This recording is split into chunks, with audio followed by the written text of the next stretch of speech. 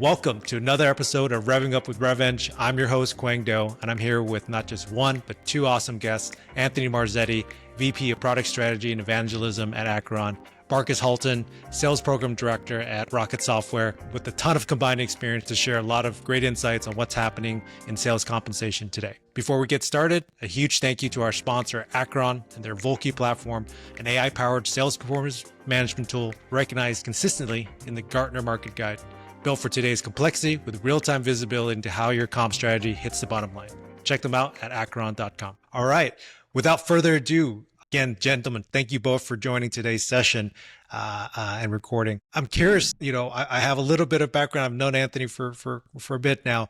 What attracted you to the sales incentive space? What got you to here in the first place? Sales performance management is a near adjacency to financial performance management. And that, what we learned in our years working in the financial performance management space was really how to help solve the problems that businesses are facing, integrating throughout the enterprise architecture in terms of bringing data into their applications. And we saw we could help, some of those same challenges within the world of sales performance management. And, moreover, sales performance management is definitely an area where there are lots of manual processes, and we believe that through technology, we can help facilitate and improve those processes. Awesome. Marcus, what about you? Well, I'm a bit different. I've kind of fell into this, if I'm totally honest with you. I was in sales.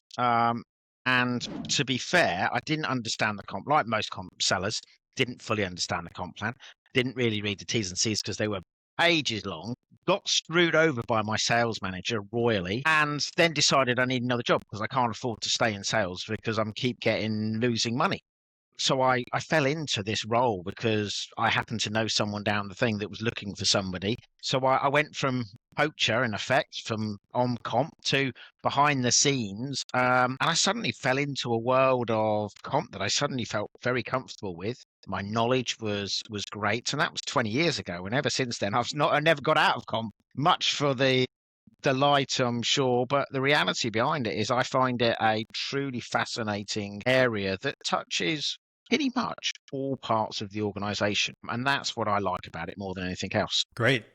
And for both of you, looking back at the last couple of years, in some ways, I feel that the world's become more complex, and in other ways, it hasn't. What's your thought on comp as a tool to drive behaviors? Has it fundamentally changed over the last couple of years? Marcus, I'll let you take that one first. We're paying 3,500 reps when I first started in comp. My team was. My comp spend in 1 month was 28 million because it was end of Q4. One of my reps made a huge mistake. 6 reps, he put the decimal place in the wrong place on a spreadsheet. You're paying 3,500 people. Trust me, you don't notice a few extra zeros on a couple of people. We overpaid 6 people by up to $1 million. So that's when I kind of started to get used to having systems because I thought there's got to be a better way of doing this. That poor person, he left because he decided that the mistake was too large, he couldn't do.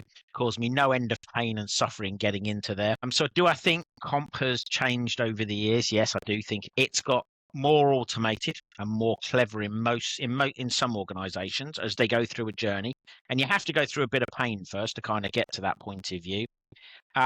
But plans are still, we talk about making them simple and they're always complex. And that's because I think corporate goals of a comp plan are ever far reaching, where the reality of what we're trying to do is kind of makes things simple. So we talk about simplicity every single year.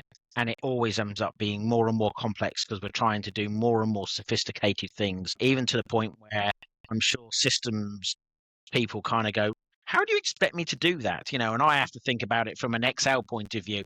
That's my kind of thing. I still rely back onto Excel today to say, can I do that in Excel? If I can, I should be able to do it in a system. So from a kind of management point of view, I think things have got far better, far simpler. But from an overall point of view, I think things in comp are still very complex, and we're very complex from that point of view. What's driving that complexity? Is it a change in the way companies go to market? Is it a change in sales role? Is it a change in what they're trying to incentivize? Because in some ways, I would argue or think that like at the end of the day, there's a handful of ways to compensate a sales rep, right? Based on the revenue they bring in, the contracts they sign, the number of customers they sign up, right? And so I'm just curious, what's driving that complexity? I think it's twofold. First of all, people want more from their money. And our investors and our shareholders and our management team always want more for the money in which they're investing. And that's the same with everything that we do. You always want more for the same spend. So therefore that creates some complexity, and therefore that creates the asks are getting bigger and bigger every single year. I want to be this revenue number, and I want it to be on this margin number. All of a sudden the simple ask of selling is there, but actually what we're asking them to sell becomes much more complex. And I think that's part of the problem is that ask is always growing. And so it should do, by the way. It should always push the next envelope. We always want to make sure that we're doing things, and where I work in now, a SaaS environment, we don't just want customers, we want software as a service customer. I don't want a perpetual customer anymore. I now want a software. So I want the same revenue. I want the same margin. I want the same things. But now I want this type of customer. So my ask is ever growing, and we don't get rid of anything off the start ask. They're just assumed we'll always have. So that's what I think creates some of the complexity. Yeah. And I imagine with that, for both of you, right, from both their vantage points, from a design and a systems perspective, you're bringing multiple stakeholders to the table. You have finance who wants to protect margin and the budget. You have sales that wants top line growth. You want HR to make sure that there's clarity for the reps and transparency. And so how do you organize and really sort of manage all those stakeholders, especially when you're designing the right strategy and the right system and technology to try to make everyone happy? I don't think you can, is the honest answer. It's becoming, and as you rightly point out, I think we are getting more and more stakeholders, because when you're also you're looking at the BUs within a business. So those product directors now want a piece of the stake because they're really involved in it. And then these people are also so the growing number of people that you want, what you'll find is their asks are massive. The asks just ever keep growing up as we kind of go through it. So it's very difficult to keep everybody happy, and often you're having to make compromises, I think, on the comp plan from an overall point of view. I can tell you that I always tell them that you've just given me a perfect triangle or a three-legged stool. I can give you two of the two legs. Which two do you want? And they say I want all three. So now I'm aiming in the middle of a triangle for the perfect sweet spot, and that's our aim, is to try and get into that. And if I get it perfect, everybody's happy. But inevitably, if I go slightly north, I'm going to upset a couple of people elsewhere. And it's understanding that piece for me is really where it is. I would say that from some of the customers that I've talked to recently, if I think about it, I was talking with a customer that works for a company that makes microchips, right? That they originally had one comp plan because they had one product and that's what they were focused on. And, the challenge they're facing right now is that they have diversified their business. They have multiple business units that are selling new products, whether that's initial sales, whether that's recurring revenue, or, one of the things that I see in a lot of organizations now is also mixing together financial and non-financial KPIs. So rewarding people on non-financial KPIs they see to be leading KPIs that eventually drive or protect revenue. And so that expands the complexity of the model that people are trying to manage. And so from a systems perspective, what you need are systems that are flexible, that can accommodate this change. And then on the other side, you need systems that have a high degree of transparency, because the more complex I make my sales plan, then oftentimes salesperson comprehension of that plan goes down. So I need to, in some way, make it clear, how their plan ties to their objectives and how those objectives tie to our strategic goals. And so managing that degree of complexity that comes from multiple stakeholders, I think, is really important. And now they're suddenly querying all this stuff as well. So actually, all of a sudden, where we kind of go, well, how many people are actually being paid on the through quota? How many people are overlays? And of the overlays, what are they actually doing on some of that stuff? Again, it comes down to sort of really drilling down into the information that you've got. And that then drives questions to your organization, which I think they enjoy having from that point of view. So yeah, I'm also going to kind of call out access to data has become better and easier. And therefore, we provide more and more data there, which then drives more and more questions about, should we be doing this or shouldn't we be doing it? 20 years ago, we didn't think of that. We just wanted to pay people correctly. That was our aim. And on the data piece, two questions. Have we gotten to the point where we have almost too much data? Yeah, because Anthony, you bring up a really good point, KPIs. And I've been in many instances where everything is a KPI and there are KPIs for data that does not exist. And so it becomes almost like too much information and analysis paralysis. So I'm curious on that topic. And then, corollary to that is what's the role in AI and be able to manage and interpret that mountain of information that we have? How is that helping or maybe even hurting some of the decisions that are being made? Well, so one of the things you think about, right, KPIs is key performance indicators. If I have 500 KPIs, I don't know how key they can be, right? Yeah. Because I'm managing lots of different things.